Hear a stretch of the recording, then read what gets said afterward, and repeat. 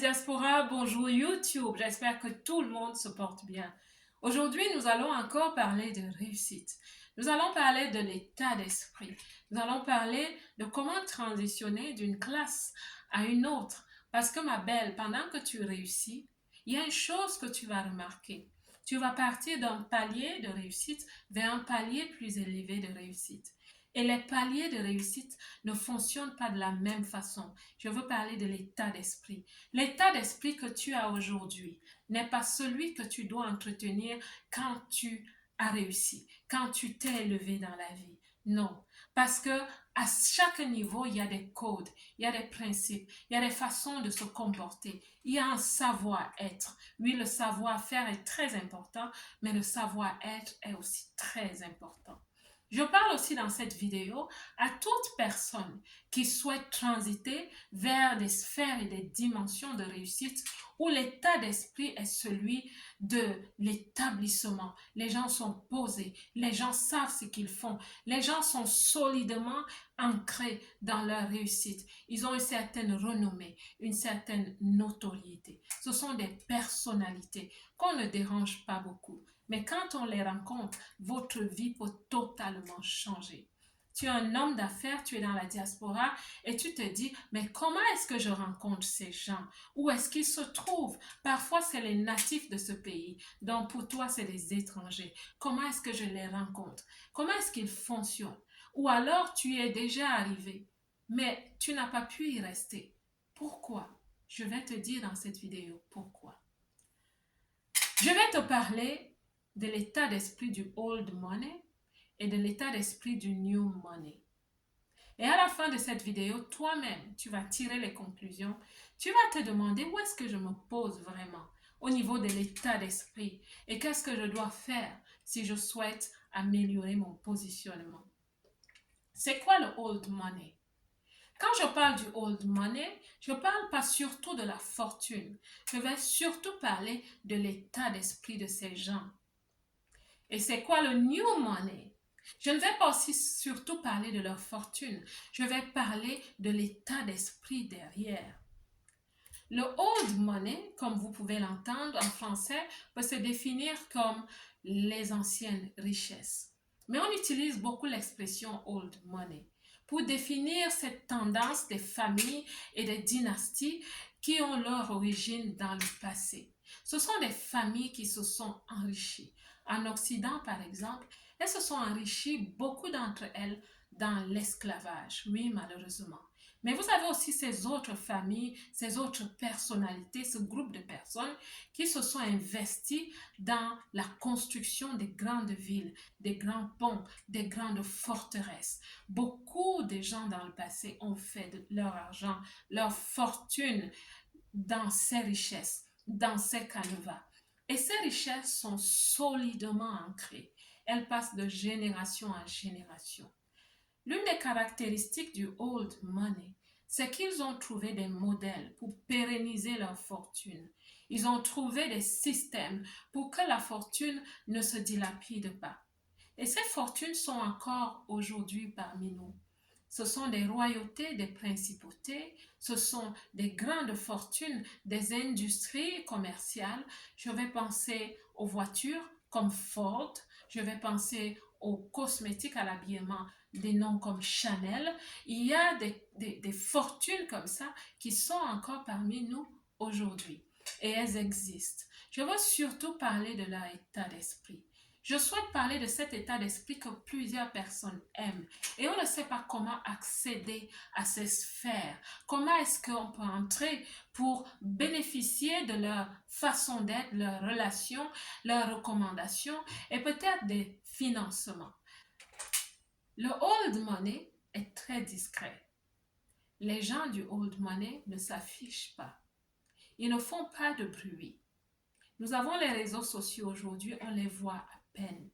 Et même ceux qui sont sur les réseaux sociaux sont très discrets. C'est des gens qui sont sobres. C'est des gens qu'on dit simples. Même au niveau de leur vestimentaire. C'est des gens qui ne portent pas les marques qui crient. Les marques qu'on reconnaît tout de suite. Non, ils ne sont pas généralement dans les marques. Quand tu les vois, quand tu vois les riches, je veux dire les riches, riches, c'est des gens que tu regardes de loin. Et tu sais que tu sais que tu sais que ces gens ont un charisme spécial.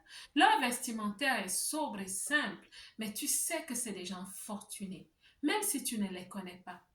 Ils sont simples. Regardez Mark Zuckerberg. Il porte toujours un t-shirt, n'est-ce pas? Et on se dit, oh, les riches, ils sont simples. Oui, ils sont simples à leur niveau. Parce qu'à leur niveau, un t-shirt de Mark Zuckerberg, il coûte 400 $. Oui, dans sa simplicité, il est quand même dans la richesse et dans le luxe.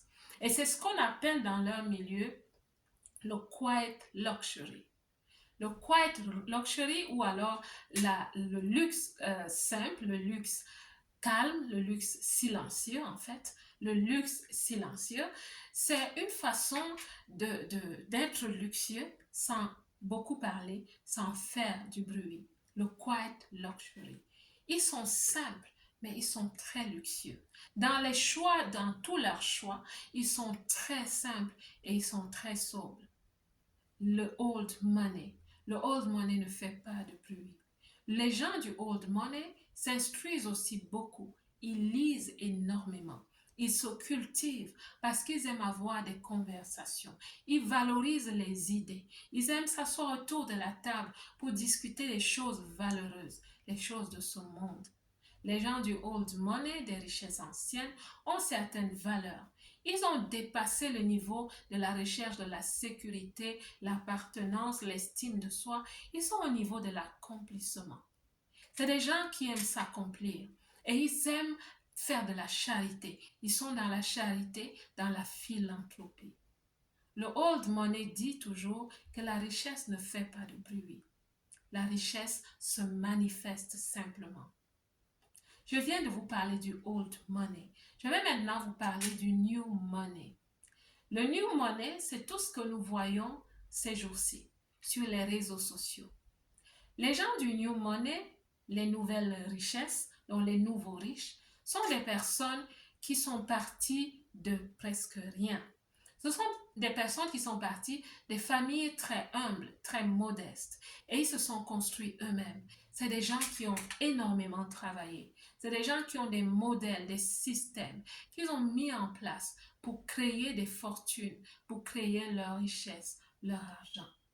Seulement, leur état d'esprit est aussi celui du bruit, du bling-bling. C'est des gens qui aiment montrer. Ils aiment se valoriser parce qu'ils ont tout fait pour arriver où ils sont aujourd'hui. C'est des gens qui parlent de leur richesse. C'est des gens qui font beaucoup d'argent avec les réseaux sociaux. Et quand ils ne font pas leur argent avec les réseaux sociaux, ils viennent parler de leur argent sur les réseaux sociaux. Le new money. Ils ne sont pas dans le quiet luxury. Ils sont dans le hard luxury.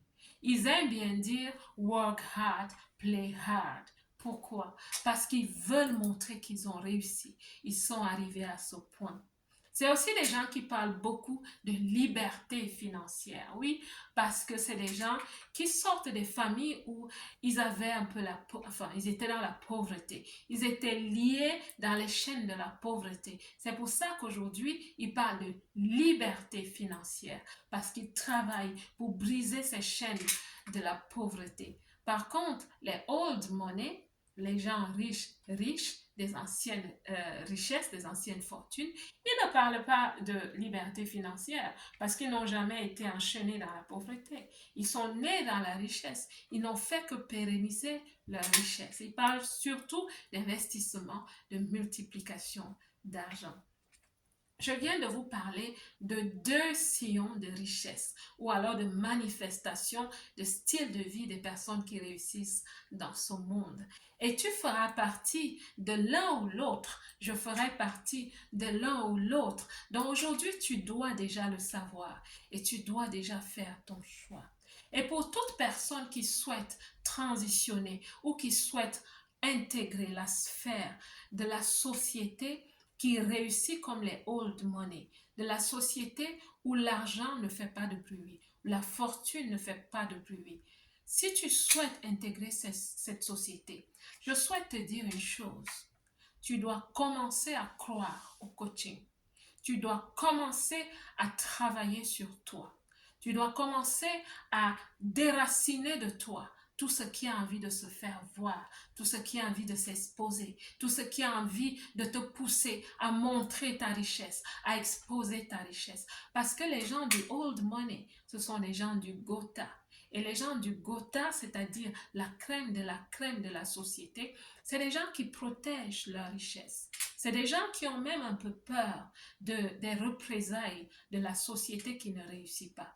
Donc, c'est des gens qui ont compris que celui qui veut être heureux sur la terre doit être discret. Donc, tu dois travailler sur la discrétion. Tu dois travailler sur la retenue. Pourquoi? Parce que quand tu vas côtoyer ces gens, ils ne souhaitent pas que tu sois ces gens qui un jour balancent les voices sur les réseaux sociaux, balancent les sextapes sur les réseaux sociaux. Ils ont tellement peur de ça parce qu'ils savent que la notoriété est quelque chose qui se, qui se, qui se, qui se conserve qui se conserve à prix d'or. Donc, ils ne laissent pas que tout le monde accède à leur milieu. Non, parce qu'ils ne veulent pas de ce genre de scandale. Et les gens du New Money, c'est des gens qui balancent les sextapes pour faire des buzz. C'est des gens qui insultent facilement sur les réseaux sociaux. Tu comprends? Tu souhaites intégrer ces milieux. Tu es une femme. Tu souhaites rencontrer un certain niveau d'hommes, certaines personnes qui appartiennent au old money. Tu dois arrêter de faire ce qu'on te dit quand on te dit d'aller t'asseoir dans les halls d'hôtel, d'investir sur ton vestimentaire, d'aller investir dans des repas qui te coûtent très cher parce que tu espères qu'il y a un homme qui va t'approcher, un homme bien situé qui va t'approcher. Non, ma belle. Dans la vie, que ce soit pour faire les affaires avec ces personnes ou pour aller avec ces personnes, tu n'attires que ce que tu es. La vie est comme un miroir. Tu n'attires que ce que tu es ou ce que tu deviens. C'est pour ça que je t'encourage sur le chemin du développement personnel, de travailler sur ton identité, de travailler sur ta façon d'être, ta communication verbale, non verbale, comment tu te positionnes, comment tu traites les affaires, l'intégrité, ces compétences que j'appelle les compétences universelles. Travaille dessus, deviens la meilleure version de toi. Tu verras, tu vas créer en toi une aura de confiance, de crédibilité, qui fera que quand tu entres dans ces sphères, tu n'es plus rejeté, mais tu es embrassé, tu es accepté, parce que tu as non seulement le savoir-faire, mais tu as aussi le savoir-être.